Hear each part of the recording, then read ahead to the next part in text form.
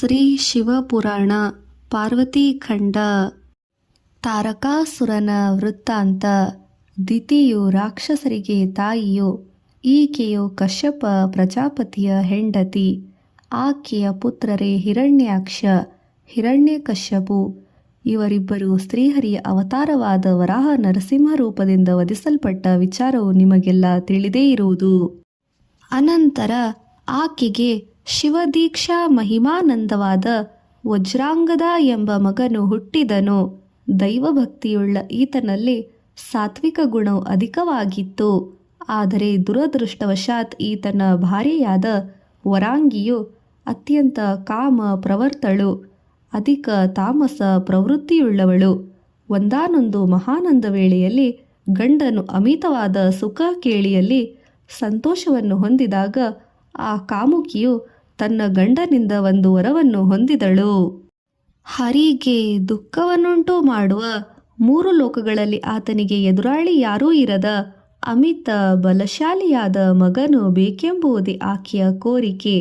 ಹೀಗೆ ಬ್ರಹ್ಮನನ್ನು ಕುರಿತು ತಪಸ್ಸು ಮಾಡಿದ ವಜ್ರಾಂಗದನು ಆಕೆಯ ಕೋರಿಕೆಯನ್ನು ನೆರವೇರಿಸಿದನು. ಆತನು ಹುಟ್ಟಿನಿಂದಲೇ ಲೋಕವನ್ನು ಗಡಗಡ ನಡುಗಿಸಿ ಶೋಕವನ್ನುಂಟು ಮಾಡಿದನು. ಆತನೇ ತಾರಕಾಸುರನು. ತಂದೆಯನ್ನು ಮೀರಿ ಬ್ರಹ್ಮನನ್ನು ಕುರಿತು ತಪಸ್ಸು ಮಾಡಿದನು. ಉಗ್ರವಾದ ತಪಸ್ಸಿನಿಂದ ಬ್ರಹ್ಮನನ್ನು ಮೆಚ್ಚಿಸಿ ತನಗೆ ಬೇಕಾದ ವರವನ್ನು ಸಂಪಾದಿಸಿದನು. ಅಪಾರವಾದ ಅನಂತವಾದ ಶಕ್ತಿಯುತನಾಗಬೇಕೆಂದನು. ವಿಶ್ವ ವಿಜೇತನಾಗಬೇಕೆಂದನು. ಶಿವನಿಂದಲೇ ಆಗಲಿ ವಿಷ್ಣುವಿನಿಂದಲೇ ಆಗಲಿ ಸಾಯಬಾರದೆಂದನು. ಪುನಃ ಮನಸ್ಸಿನಲ್ಲಿ ಏನನ್ನೋ ಯೋಚಿಸಿದ್ದನೋ ಏನೋ. ವಾಸ್ತವವಾಗಿ ಬ್ರಹ್ಮನ ಸೃಷ್ಟಿಯಲ್ಲಿನ ಯಾವ ವಸ್ತುವಿನಿಂದಲೂ ಸಾಯಬಾರದೆಂದು ಕೋರಿಕೊಂಡನು. ಆದರೆ ಅದು ಅಸಾಧ್ಯವೆಂದು ತಿಳಿದುದರಿಂದ ಪರಮ ವಿರಾಗಿ, ನಿತ್ಯ ತಪಸ್ವಿ, ಸತೀವಿಯೋಗಿ ಅಂತಹ ಪುರುಷನಿಗೆ ಮಗನಾಗಿ ಯಾವನಾದರೂ ಜನಿಸಿದರೆ ಅಂತಹವನಿಂದ ಮಾತ್ರ ನನಗೆ ಮರಣ ಉಂಟಾಗಲಿ ಎಂಬ ವರವನ್ನು ಕೇಳಿದಾಗ ಅನುಗ್ರಹಿಸಿದನು ಬ್ರಹ್ಮ. ಹೆಂಡತಿಯೇ ಇಲ್ಲವಾದ ಪರಮ ವಿರಾಗಿಯೂ ಯೋಗಿಯೂ ಆಗಿರುವ ಯಾರಾದರೂ ಇರುತ್ತಾರೆಯೇ? ಭಾರ್ಯೆ ಇದ್ದರೆ ವಿರಾಗಿಯೇ ಹೇಗೆ ಆಗುತ್ತಾರೆ? ನಿತ್ಯ ತಪಸ್ವಿಯಾದರೆ ಹೆಂಡತಿ ಇದ್ದರೋ ಒಂದೇ, ಇಲ್ಲದಿದ್ದರೂ ಒಂದೇ ಎಂದು ಆಲೋಚಿಸಿದ ತಾರಕನು ಆ ವರಪ್ರಸಾದದ ಗರ್ವದಿಂದ ತನಗೆ ಯಾರೂ ಎದುರು ಇಲ್ಲ ಎಂದು ಭಾವಿಸಿ ದೇವತೆಗಳನ್ನು ಗೆಲ್ಲಲು ಪ್ರಾರಂಭಿಸಿದನು. ಅಲ್ಲದೆ ತನ್ನ ತಾತನನ್ನು ಕೊಂದವರ ಮೇಲೆ ಸೇಡು ತೀರಿಸಿಕೊಳ್ಳಲು ತಯಾರಾದನು. ಮುಂದೆ ನಡೆದ ಸಂಗತಿಗಳನ್ನು ನೋಡಿದರೆ ಬ್ರಹ್ಮನು ಕೊಟ್ಟ ವರಪ್ರಭಾವದಿಂದ ದೇವತೆಗಳಿಗೆ ಶಿರೋವೇದನೆಯುಂಟಾಯಿತು. 4 ತಲೆಗಳಿದ್ದು ಸಮಯದಲ್ಲಿ ಒಂದು ತಲೆಯನ್ನು ಆಲೋಚಿಸದೇ ವರವನ್ನು ಕೊಟ್ಟ ಬ್ರಹ್ಮನ ತಲೆ ಹೋಗುವ ಸ್ಥಿತಿಯನ್ನೇ ಉಂಟು ಮಾಡಿದನು. ಅದೇ ಸಂಗತಿ ಎಂದು ತಾರಕಾಸುರನ ವೃತ್ತಾಂತವನ್ನು ಹೇಳಿದರು ಸೂತ ಮಹರ್ಷಿಗಳು. ಅನಂತರ ಅಲ್ಲಿ ಇದ್ದವರ ಕೋರಿಕೆಯಂತೆ ಪುನಃ ಗಿರಿಜೆ ಶಂಕರರ ಕಥೆಯನ್ನು ಹೇಳಲು ಪ್ರಾರಂಭಿಸಿದರು ಸೂತ ಮಹರ್ಷಿಗಳು.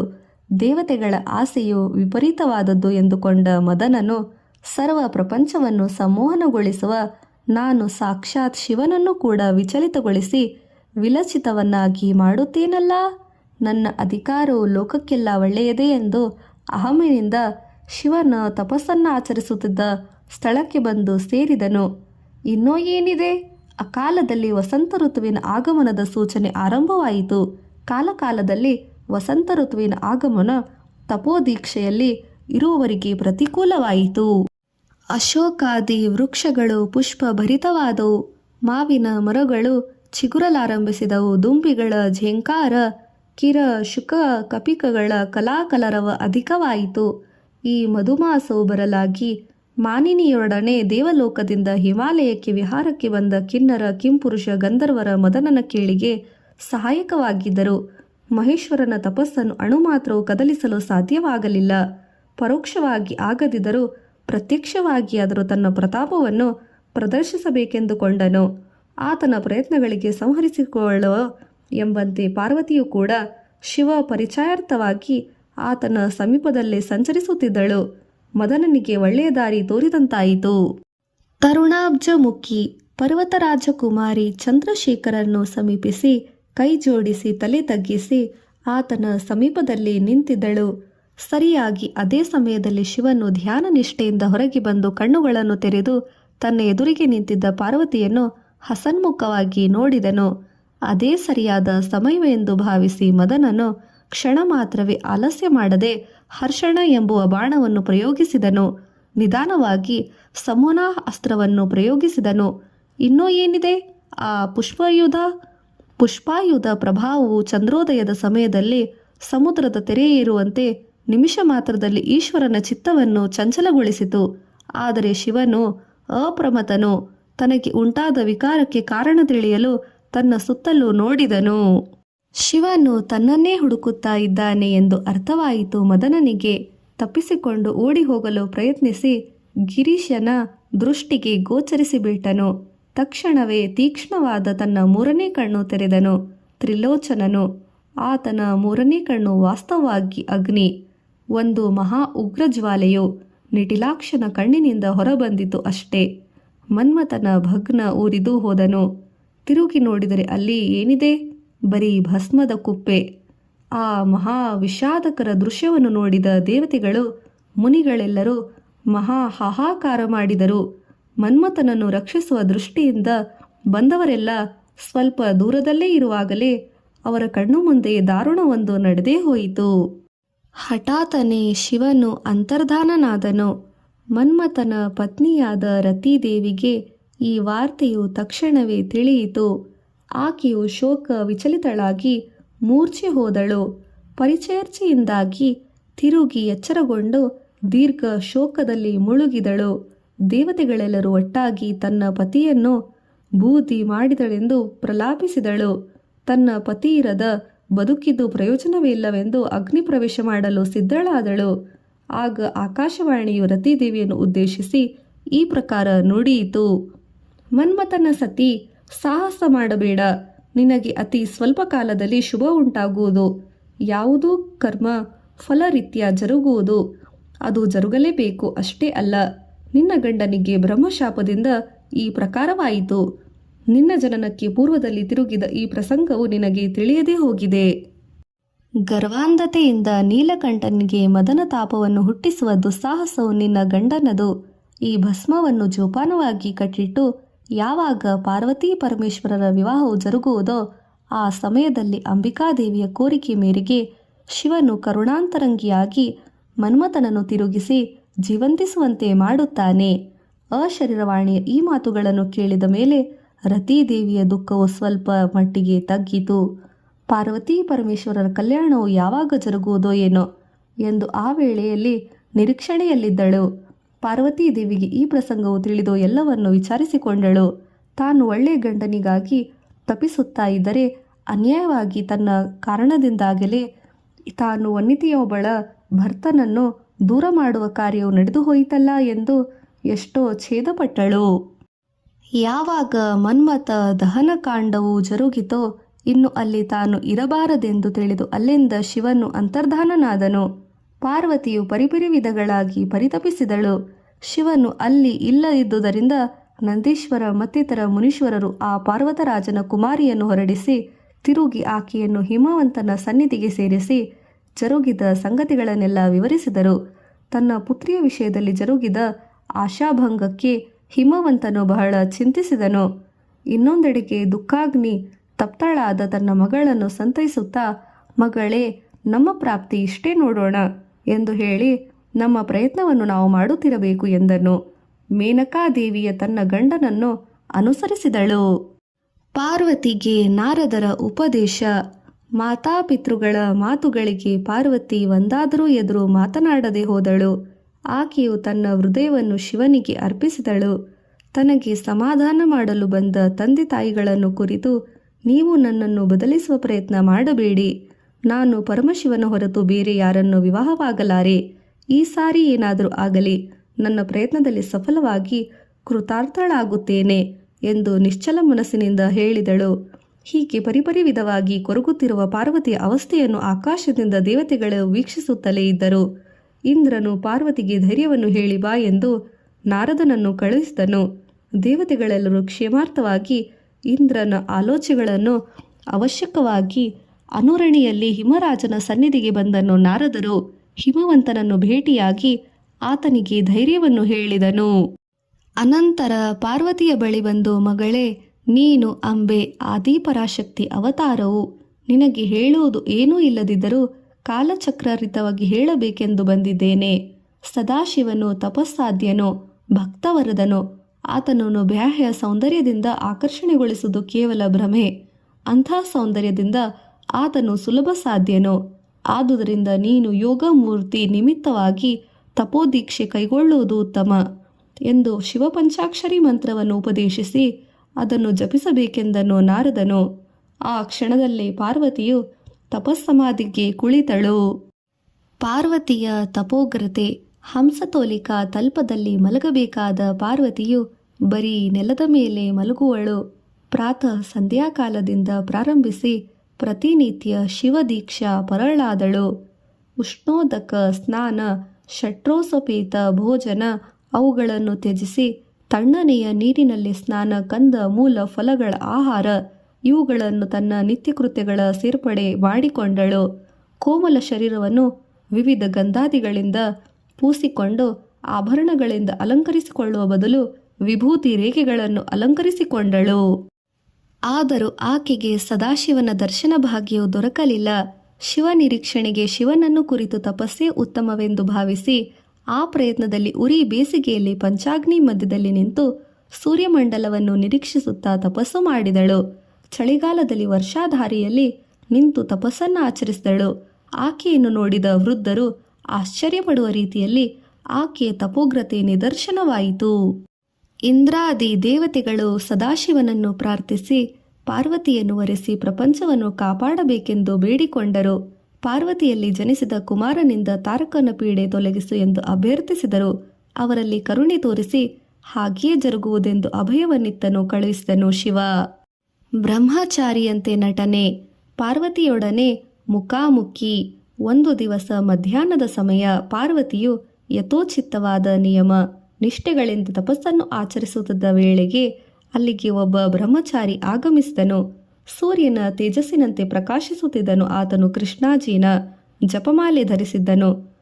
ತ್ರಿಪುಂಡಚಿಂತವಾದ ಆತನ ಲಲಾಟವನ್ನು ನೋಡಿದ ಪಾರ್ವತಿಯು ಆತನು ಶಿವಯೋಗಿ ಎಂದು ಭಾವಿಸಿ ನಮಸ್ಕರಿಸಲಾಗಿ ಆತನು ಅಭಿಷ್ಟ ಸಿದ್ಧರಸ್ತು ಎಂದು ಆಶೀರ್ವದಿಸಿದನು. ಆತನು ಕುಶಲ ಪ್ರಶ್ನೆ ಮಾಡಿದ. ಪಾರ್ವತಿಯನ್ನು ಪರಿಶೀಲನಾ ದೃಷ್ಟಿಯಿಂದ ನೋಡಿ, ಅಮ್ಮ, ಯಾವುದೋ ಫಲಾಪೇಕ್ಷಣೆಯಿಂದ ಭೀಷಣ ತಪಸ್ಸು ಆಚರಿಸುತ್ತಾ ಇರುವೆ. ಆದರೆ ದೇಹದ ವಿಷಯದಲ್ಲಿ ಅಶ್ರದ್ಧೆಯನ್ನು ತೋರಿಸುತ್ತಾ ಇರುವೆ. ಆದರೆ ನಾನು ಯೋಗಿ. ಸ್ತ್ರೀಯರ ಜೊತೆ ಸಂಭಾಷಣೆ ಮಾಡುತ್ತಿರುವುದನ್ನು ಕಂಡು ಆಶ್ಚರ್ಯಪಡುತ್ತಾ ಇರುವೆ ಅಲ್ಲವೇ? ಸಂಬಂಧವು ಸ್ಥಾಪ್ತಾಧೀನ ಎನ್ನುವರು. ನಾನು ಆ ಪ್ರಕಾರವಾಗಿ ನಿನಗೆ ಆಪ್ತಾನಂದುದರಿಂದ ಕೇಳುತ್ತಿದ್ದೇನೆ. ನಿನ್ನನ್ನು ನೋಡಿದರೆ ಮಹೋನ್ನತವಾದ ಹಿಮಪರ್ವತರಾಜನ ಕುವರಿಯು ಸೌಂದರ್ಯ, ಐಶ್ವರ್ಯ, ಸೌಖ್ಯ ಇವುಗಳನ್ನು ನಿನಗೆ ಹುಟ್ಟಿನಿಂದಲೇ ಇರುವುದು ಎಂದು ತನ್ನ ವಾಕ್ ಸುಧಾರಸವನ್ನು ಪ್ರೇಮಪೂರ್ವಕವಾಗಿ ವರ್ಷಿಸಿದನು ಆವಟು. ಪಾರ್ವತೀ ದೇವಿಯು ಏನೂ ಮಾತನಾಡಲಿಲ್ಲ. ಪುನಃ ಆ ಬ್ರಹ್ಮಚಾರಿಯು ತನ್ನ ವಾಗ್ಧೋರಣೆಯನ್ನು ಮುಂದುವರೆಸಿದನು. ಸುಂದರಿ, ಹುಟ್ಟಿದ ದಿನದಿಂದಲೂ ನಿನ್ನನ್ನು ಯಾರೂ ಅವಮಾನಿಸಲಿಲ್ಲ ಅಲ್ಲವೇ? ಹಾವಿನಿಂದ ಅಲಂಕೃತವಾದ ಶರೀರವನ್ನು ಹೊಂದಿರುವವರು ಎಲ್ಲಿಯಾದರೂ ಇರುತ್ತಾರೆಯೇ? ಅದಿರಲಿ, ನೀನು ಪಡುತ್ತಿರುವ ಕಷ್ಟವನ್ನು ನೋಡಿದರೆ ಯಾವುದೋ ತೀರದ ಕೋರಿಕೆಯು ನಿನ್ನನ್ನು ತೀವ್ರ ಅಸಂತೃಪ್ತಿ ಗುರಿ ಮಾಡಿದೆ ಎಂದು ಅನಿಸುತ್ತಿದೆ. ಅಂತಹ ಕೋರಿಕೆ ಏನಿರಬಹುದು? ಸ್ವರ್ಗ ಸುಖವಲ್ಲ. ಸ್ತ್ರೀಗೆ ಜನಿಸಿದ ಮನೆಗಿಂತ ಮಿಂಚಿದ ಸ್ವರ್ಗ ಸುಖವೆಲ್ಲಿರುವುದು? ಗಂಡನಿಗೋಸ್ಕರವೇ. ಆದರೆ ನೀನು ನಾರೀ ಶಿರೋರತ್ನವು. ರತ್ನವನ್ನು ಹುಡುಕಿಕೊಂಡು ಬರುತ್ತಾರೆ ವಿನಃ ರತ್ನವು ಯಾರನ್ನು ಹುಡುಕಿಕೊಂಡು ಹೋಗುವುದಿಲ್ಲ. ನೀನು ನಿಟ್ಟುಸಿರು ಬಿಡುವುದನ್ನು ನೋಡಿದರೆ ನೀನು ಬಹಳ ಶ್ರಮವನ್ನು ಹಾಗೆ ಕಾಣುತ್ತದೆ, ಶ್ರಮಪಟ್ಟ ಹಾಗೆ ಕಾಣಿಸುತ್ತದೆ. ನಿನ್ನನ್ನು ಇಂತಹ ಕಷ್ಟ ಪರಿಸ್ಥಿತಿಗೆ ಗುರಿ ಮಾಡಿದ ಕಠಿಣ ಮನಸ್ಕನು ಯಾರು? ಇಷ್ಟು ಸುದೀರ್ಘವಾದ ಮಾತುಗಳನ್ನಾಡಿದರೂ ಒಂದೇ ಒಂದು ಮಾತಾದರೂ ಶಬ್ದವನ್ನು ಉಚ್ಚರಿಸ ಬದಲು ಮಾತನಾಡುವುದನ್ನು ಕಂಡು ಸ್ವಲ್ಪ ತಡೆದು ಮುಂದುವರಿಸುತ್ತಾ, ಇಲ್ಲಿ ನೋಡಮ್ಮ, ನಿನ್ನನ್ನು ನೋಡಿದರೆ ಕನ್ಯೆಯಂತೆ ಕಾಣುತ್ತೀಯ. ನಾನಾದರೂ ಬ್ರಹ್ಮಚಾರಿ. ನಮ್ಮಿಬ್ಬರು ಕೂಡಿದರೆ ಅದು ನನಗೆ ಸಮ್ಮತವು. ಏನು ಹೇಳುತ್ತೀಯಾ? ಹೋಗಲಿ. ನೀನು ಪ್ರೇಮಿಸಿದ ಮಾತ್ರವೇ ನನ್ನ ತಪಸ್ಸಿನ ಸಹಭಾಗವನ್ನು ಈಗಲೇ ನಿನಗೆ ಇಚ್ಛೆಪಟ್ಟು ಧಾರೆ ಎರೆಯುತ್ತೇನೆ ಎಂದು ಆಸೆ ತೋರಿದನು. ಆ ವಾಗೇಶ್ವರನು ನಿಲ್ಲಲು ಪಾರ್ವತಿಯು ಸಖಿಯತ್ತ ನೋಡಿ ಕಣ್ಣು ಸನ್ನೆ ಮಾಡಿದನು. ಸಖಿಯು ವಿವರವಾಗಿ ಪಾರ್ವತಿಯು ಯಾರನ್ನು ಕುರಿತು ತಪಸ್ಸನ್ನು ಆಚರಿಸಿದಳೆಂದು ವಿವರಿಸಿದಳು. ಅದನ್ನೆಲ್ಲ ಕೇಳಿ ಗಟ್ಟಿಯಾಗಿ ನಕ್ಕನು ಬ್ರಹ್ಮಚಾರಿ. ಭೇಷ್, ಬಹಳ ಒಳ್ಳೆಯವರನಿಗೋಸ್ಕರ ತಪಸ್ಸನ್ನು ಈ ರಾಜಪುತ್ರಿ ಆಚರಿಸುತ್ತಿದ್ದಾಳೆ ಎಂದು ಪುನಃ ಪಕ್ಕಪಕ್ಕ ನಕ್ಕನು. ಏನು, ಶಿವನಿಗಾಗಿ ಉತ್ತಮವಾದವರನು ಯಾರಾದರೂ ಇದ್ದಾರೆಯೇ? ಕೇಳಿದಳು ಪಾರ್ವತಿಯ ಸಖಿ. ಅದೆಲ್ಲ ಇರಲಿ, ಪ್ರಸ್ತುತ ನಿನ್ನ ರಾಜಕುಮಾರಿ ಯಾರನ್ನೂ ವರಿಸುವ ಆಸೆಯನ್ನು ಹೊಂದಿರುವಳೋ ಅಂಥವನು ಈ 14 ಲೋಕಗಳಲ್ಲಿ ಎಲ್ಲೂ ಹುಡುಕಿದರೂ ಸಿಗುವುದಿಲ್ಲ. ಶರೀರವೆಲ್ಲ ಭಸ್ಮಮಯ, ಕತ್ತಿನಲ್ಲಿ ಕಪಾಲಮಾಲೆ, ಮೈಮೆಲ್ಲ ಹಾವಿನ ಆಭರಣ, ಹೊಂದಿರುವುದು ಜಂತುವಿನ ಚರ್ಮ, ಅಂಟು ಹೋದ ಸುಕ್ಕು ಕಟ್ಟಿದ ಕೆದರಿದ ಜಡೆ. ಹೋಹೋ, ಯಾರಾದರೂ ನೋಡಿದರೆ ಹೆದರಿ ಹೋಗುವರು. ಅಂದ ಚಂದವಿರದಿದ್ದರೆ ಹೋಗಲಿ, ಐಶ್ವರ್ಯ ಭಾಗದಲ್ಲೇ ಆಗಲಿ, ಪಾರ್ವತೀ ದೇವಿಯಲ್ಲಿ, ಸಂಶಾನವಾಸಿ ಸಾಂಬ ಶಿವನಲ್ಲಿ ಮನಸ್ಸು ಮಾಡಿದರೆ ದೇವಲೋಕದಲ್ಲಿ ಎಷ್ಟೋ ಜನ ದೇವತೆಗಳಿಲ್ಲ, ಭೂಲೋಕದಲ್ಲಿ ರಾಜಪುತ್ರರು ಎಷ್ಟು ಮಂದಿ ಇಲ್ಲ, ಹೋಗಲಿ, ಅವರೆಲ್ಲ ಬಿಡು. ನಿನ್ನ ಸಖಿಗೆ ನಾನು ತಕ್ಕವನಲ್ಲವೇ? ಸ್ವಲ್ಪ ಹೇಳಿ ನೋಡು. ಇದನ್ನು ಕೇಳಿ ಸಖಿಗೆ ಕೋಪ ಉಕ್ಕಿ ಬಂತು. ಆದರೆ ಬ್ರಾಹ್ಮಣರ ಮೇಲೆ ಕೋಪ ಮಾಡುವುದು ಉಚಿತವಲ್ಲವೆಂಬುದನ್ನು ತಿಳಿದು, ಅಯ್ಯ, ತಾಪಸೋತ್ತಮರಿಗೆ ಸಲ್ಲದ ಮಾತುಗಳನ್ನು ಆಡುತ್ತಿರುವಿರಿ. ಸ್ವಲ್ಪ ವಿಚಾರ ಮಾಡಿ ನೀವು ಯಾರೊಡನೆ ಮಾತನಾಡುತ್ತಿರುವಿರಿ ಎಂಬುದನ್ನು ಸ್ವಲ್ಪ ಆಲೋಚಿಸಿದರೆ ಒಳ್ಳೆಯದು ಎಂದು ಕೊಂಚ ಕಟುವಾಗಿ ನೋಡಿದಳು. ಓಹೋ, ಅದಾ ಸಂಗತಿ ಅಮ್ಮ. ಪಾರ್ವತಿ ದೇವಿಯ ಸಖಿಯೇ, ನಿನ್ನ ಯಜಮಾನಿಯು ಪರ್ವತರಾಜನ ಕುಮಾರಿ ಎಂಬುದನ್ನು ನಾನು ಮರೆತು ಹೋಗಿದ್ದೇನೆ ಎಂದುಕೊಂಡೆಯಾ? ಯಾರಾದರೂ ಹೀಗೆ ಮಾತನಾಡಿದರೆ ಶಿಕ್ಷೆ ಕೊಡುತ್ತಾರೆ, ಅಷ್ಟೇ ಅಲ್ಲವೇ? ತಲೆ ಚಚ್ಚಿಕೊಂಡುತ್ತಾಳೆ ಸಖಿ. ಅಯ್ಯ, ಅದಲ್ಲ ವಿಪ್ರಕುಮಾರ, ಈಕೆಯು ಯಾವ ಕಾಲದಲ್ಲೋ ಶಿವನ ಸೊತ್ತಾಗಿ ಹೋಗಿದ್ದಾಳೆ. ಇತರರನ್ನು ಅವಳು ಆಶಿಸುವುದು ಮಹಾಪಾಪ ಎಂದಳು. ಏನೂ ತೋಚದೆ, ಬಹಳ ಒಳ್ಳೆಯದಾಗಿದೆ ಈ ಕಾರಣ. ಮನಸ್ಸನ್ನು ಪರಮಶಿವನಿಗೆ ಅಂಕಿತ ಮಾಡಿದೊಡನೆ ಸರಿಯೇ, ಆದರೆ ಆತನು ಅವಳ ಮನವಿಯನ್ನು ಅಂಗೀಕರಿಸಬೇಕೋ ಬೇಡವೋ? ಆತನು ಅಂಗೀಕರಿಸುತ್ತಾನೋ ಇಲ್ಲವೋ? ಆ ಸಂಗತಿಯೆಲ್ಲ ನಿನಗೇಕಮ್ಮ? ಓಹೋಹೋ, ಅಂಗೀಕರಿಸುವಂತಹವನೇ ಆಯಿತು. ಇಷ್ಟು ತಡವೇಕೆ? ತಪಸ್ಸನ್ನು ಆಚರಿಸುವ ಮೊದಲು ಮಾಡಿ ಎಷ್ಟು ದಿವಸಗಳು ಗತಿಸಿ ಹೋಯಿತು. ನಿಜವಾಗಿಯೇ ಈಕೆಯ ಮೇಲೆ ಪ್ರೇಮವಿದ್ದರೆ ಈ ಸುಂದರಿಯು ಈ ಪ್ರಕಾರ ತಪಶ್ಚರ್ಯೆಯಲ್ಲಿ ನಲುಗಿ ಹೋಗಿರುವಾಗ ನೋಡಿ ಸಮ್ಮನಿರುವನೇ? ಆ ಶಿವನ ಪಾಪಾಷಣ ಹೃದಯಿಯು ಲಯಕಾಕರವು ಪ್ರೇಮವಿರುವುದು ಹೇಗೆ ಭಾಸಿಸುವುದು? ರಂಗು ರಂಗಾದ ವಸ್ತ್ರಗಳಿವೆಯೇ? ಕಸ್ತೂರಿ ಸುಗಂಧಿತ ಲೇಪಗಳಿವೆಯೇ? ರತ್ನಾಭರಣಗಳಿವೆ? ಹೋಗಲಿ, ಅದೆಲ್ಲ ಬಿಡ. ಸರಿಯಾದ ಒಂದು ವಾಹನವಿದೆಯೇ? ಅದೆಲ್ಲ ಇರಲಿ. ಅವಳು ಶಿವನನ್ನು ಮದುವೆಯಾದಳು ಎಂದು ಇಟ್ಟುಕೋ. ಹತ್ತಿರದಲ್ಲಿ ನಿಂತರೆ ಮುಖದ ಮೇಲೆ ಹಾವು ಬುಸ ಎನ್ನುವುದು ಇದಕ್ಕೋಸ್ಕರ ಈ ತಪಸ್ಸು ಏಕೆ? ಅದುವರೆಗೂ ಶಾಂತಚಿತ್ತಳಾಗಿದ್ದ ಪಾರ್ವತಿ ಇನ್ನು ಸಹಿಸಲಾರದೆ ಹೋದಳು. ಸಖಿ, ಈ ಶಿವದೂಷಣೆಯನ್ನು ಇನ್ನೂ ಕೇಳಲು ಸಾಧ್ಯವಿಲ್ಲ. ಈತನು ಇಷ್ಟು ಶಿವನಿಂದನೆಯನ್ನು ಮಾಡುವನೆಂದು ತಿಳಿಯದೆ ಗೌರವಿಸಿದೆ. ಈ ಶಿವದ್ವೇಷಿಯನ್ನು ತಕ್ಷಣ ಇಲ್ಲಿಂದ ಹೊರಗೆ ಹೋಗಲು ಹೇಳು ಎಂದು ಮುಖವನ್ನು ಅತ್ತನಿಂದ ತಿರುಗಿಸಿಕೊಂಡಳು. ಪ್ರತಿಕ್ರಿಯೆಯನ್ನು ಕೂಡ ಆಕೆಯು ಗಮನಿಸದೆ ಸರಸರನೆ 4 ಹೆಜ್ಜೆ ನಡೆದು ರೋಷಪೂರಿತ ಕಣ್ಣುಗಳಿಂದ ಒಂದು ಸಾರಿ ತಿರುಗಿ ನೋಡಿದಳು. ಹಾಗೆ ತಿರುಗಿಸಿದಾಗ ಆಕೆಯ ಕಣ್ಣುಗಳಿಗೆ ಚಂದ್ರಶೇಖರನ ರೂಪವು ಸಾಕ್ಷಾತ್ಕರಿಸಿತು. ಅದುವರೆಗೂ ವೇಷಧಾರಿಯಾಗಿ ಬ್ರಹ್ಮಚಾರಿಯಂತೆ ನಟಿಸಿದ ಆತನು ಶಿವನೇ ಎಂದು ತಿಳಿದು ಆಕೆಯು ಕಕ್ಕಾಬಿಕ್ಕಿಯಾದಳು. ಆಕೆಯ ಸಖಿಯೂ ಕೂಡ ಆಶ್ಚರ್ಯಗೊಂಡಳು. ಹೇ ದೇವಾದಿದೇವ, ಇಷ್ಟು ದಿವಸವಾದ ಮೇಲಾದರೂ ನಿನಗೆ ದಯೆ ಉಂಟಾಯಿತಲ್ಲ ಎಂದು ಸರಸರನೆ ಹತ್ತಿರ ಬಂದಳು. ನಿಷ್ಠುರವಾದ ಪ್ರೇಮ ಸಂತೃಪ್ತವಾಗಿ ಪಾರ್ವತಿಯ ಮಾತುಗಳಿಗೆ ಪ್ರತ್ಯುತ್ತರವಾಗಿ ಶಿವನ್ನು ಮುಗುಳ್ನಕ್ಕನು. ಇಂದಿಗೆ ನಾನು ಧನ್ಯೆಯಾದೆ. ತಂದೆ ತಾಯಿಗಳ ವಿಧೇಯರಲ್ಲವೇ ಮಕ್ಕಳು? ಪ್ರೇಮಿಸಿದರೂ ಲೋಕಾಚಾರ್ಯ ರೀತ್ಯ ನೀನು ನನ್ನ ಪಿತೃವರೇಣ್ಯರನ್ನು ಪ್ರಾರ್ಥಿಸಿ ನನ್ನನ್ನು ಅನುಗ್ರಹಿಸಿ ಕೇಳಬೇಕು ಎಂದು ಕೋರಿದಳು ಪಾರ್ವತಿ. ಸರಿ, ನಾನು ಯಾವ ರೀತಿ ಪ್ರಾರ್ಥಿಸಬೇಕೆಂದು ನೀನೇ ಹೇಳು ಎಂದನು ಸಾಂಬಶಿವ. ತಮಗೆ ತಿಳಿಯದ ನೀತಿ ಸಮಸ್ತ ವಿಷಯಾನುಗ್ರಹಣಕಾರಕನು ನೀವು ಎಂದು ಹೇಳಿ ಪಾರ್ವತಿಯು ಗೃಹೋನ್ಮುಖಳಾಗಿ ತೆರಳಿದಳು. ಶಿವನು ಅಲ್ಲಿಂದ ಅಂತರ್ಧಾನನಾದನು.